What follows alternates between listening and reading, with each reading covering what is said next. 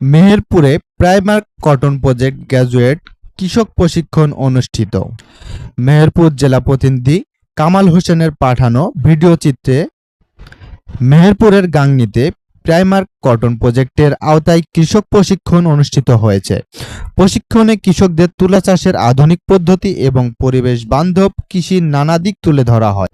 গাংনী উপজেলার ধানখোলা ইউনিয়নের ভাটপাড়া গ্রামে অনুষ্ঠিত হয় প্রাইমার্ক কটন কানেক্ট টিএমএসএস এবং পিসিপি পরিচালিত কর্মশালা।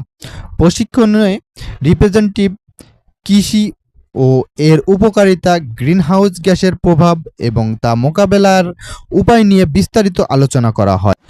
ফেস টু নোট পোস্টারের মাধ্যমে দেখানো হয়েছে গ্রিনহাউস গ্যাসের প্রভাব। এ সময় ৩০ জন তুলা চাষি উপস্থিত ছিলেন। প্রশিক্ষণে তুলা চাষের সঠিক সময়, বপনের নিয়ম এবং উৎপাদন বাড়ানোর কৌশল নিয়ে ধারণা দেওয়া হয়।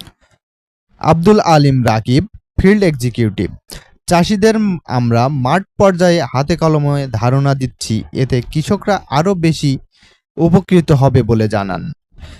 এ সময় কৃষকরা জানান, এ প্রশিক্ষণ থেকে আমরা অনেক কিছু শিখেছি, এতে আমাদের উপকার হবে। প্রশিক্ষণে অংশগ্রহণকারীরা আশা প্রকাশ করে এ ধরনের উদ্যোগ ভবিষ্যতে